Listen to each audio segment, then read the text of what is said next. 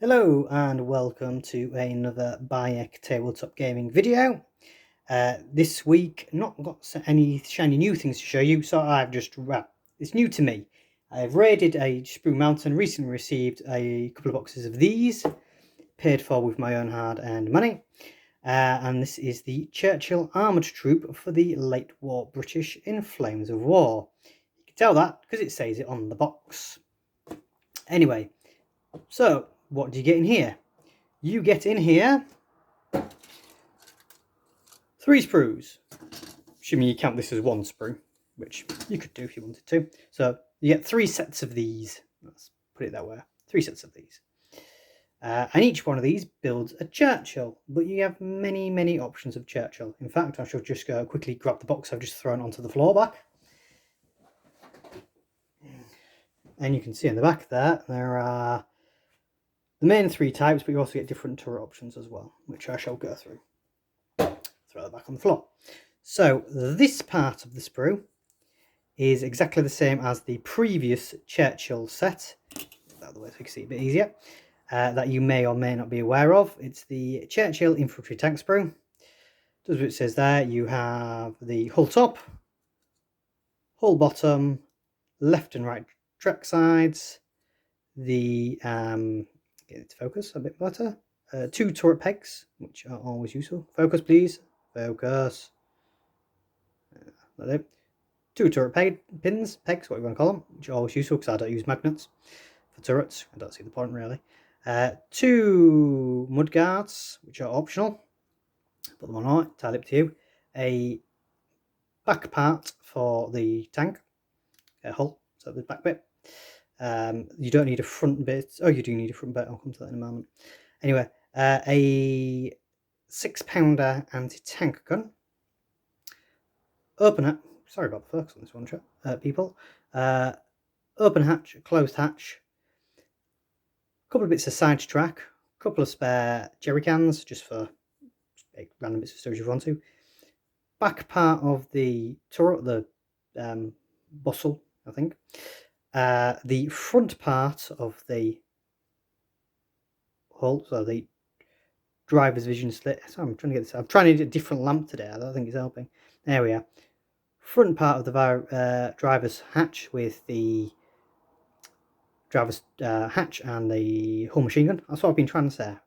I should really probably start rehearsing these, shouldn't I, rather than just pressing play and whittering on at you incessantly.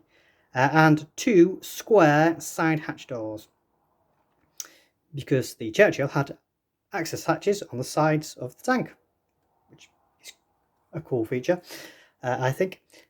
So that's, you may be the one you all know and love.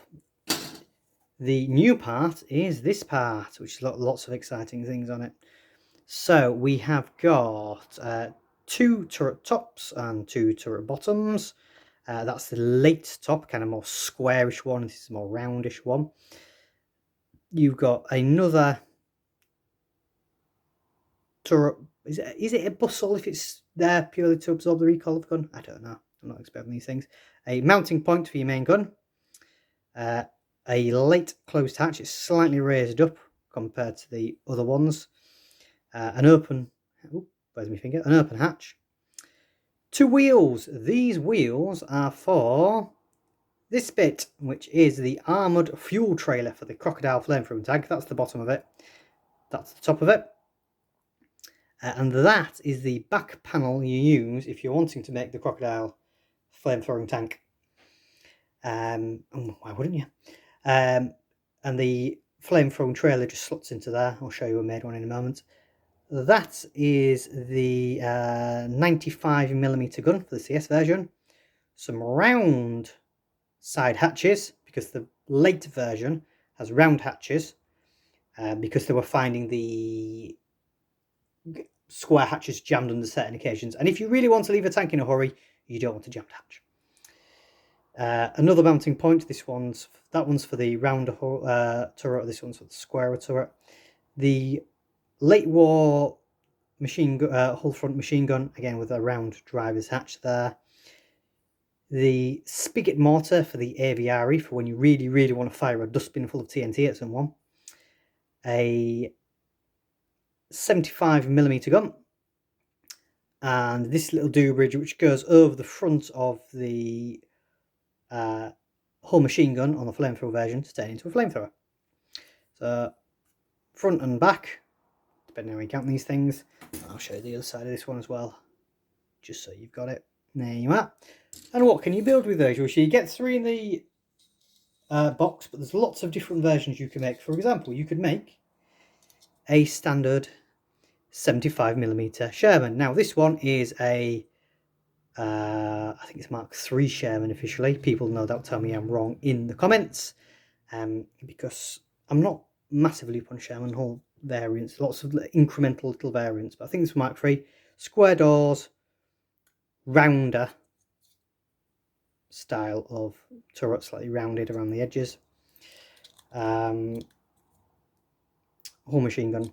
So this one's armed with a 75. You can in a unit give one of them a 6-pounder, which is slightly worse firepower but slightly better anti-tank if you wanted to. You could make a Churchill AVRE, which is exactly the same hull as this one. So it's all exactly the same, just with a different gun mounting, if you can get back on in the turret.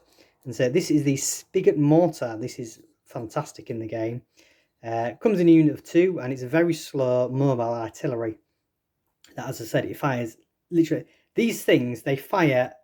You can see it coming towards you. Apparently, I wouldn't know. I've never been shot at by a Churchill AVRE, and I hope it remains that way. But if you are, apparently you can see this dustbin of explosives coming towards you. I suggest getting out of the way if you ever find yourself in that situation. And of course, you can make the Churchill Crocodile, which is the flamethrower one. So this one is a couple of differences on the hull, which is it's got round hatches because this is a later war model. So round hatch on the front of there as well. You get the flamethrower gubbins, which just this little thing that glues over the whole machine gun. You've got the square turret. It's still got the 75mm gun in there, so you've got a flamethrower in the hull, and a 75mm gun and a coaxial machine gun in the turret. Slightly raised up turret commander's cupola as well. Cupola.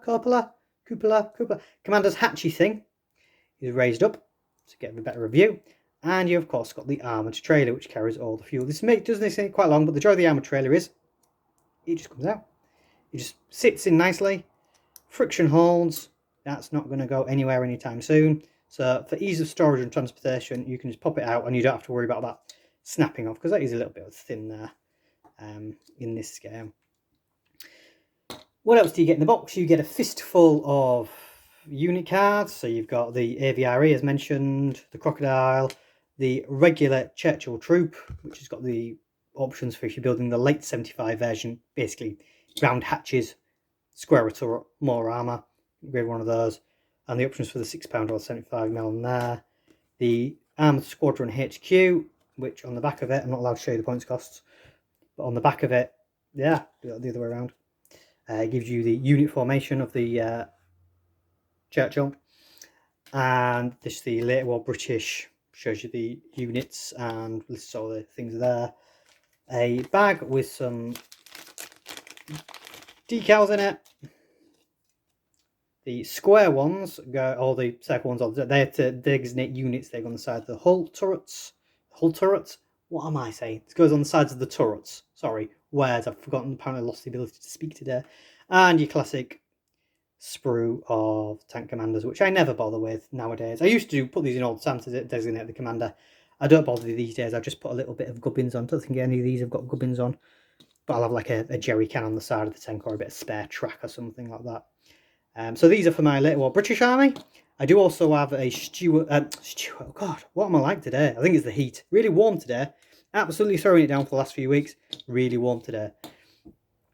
I've got a Churchill army for my Soviets, and these ones are just to support my British infantry army, because you know I've got lots of armies that I never see table time. I'm going to go for a lie down and see after this. I really am whittering on at you constantly. I apologise. So there you are. This is the Churchill kit. I should grab the box of throw on the floor again. Just grab the box of throw on the floor again. That was if you missed it, because I was walking away from the camera. Churchill Armoured Troop, later war British. 3 tanks in a box. I think this now costs, with the price rise, what have we gone up to? Well, we know for £7 a sprue. If it's £7 a sprue, this will be £21. Ooh, maths. If it's £8 a sprue, it will be £24. I can't remember, honestly. It's too warm. It's too warm for remembering. Anyway, so yeah, there you are. Builds lots of different flavours of Churchill. And yeah, Churchills.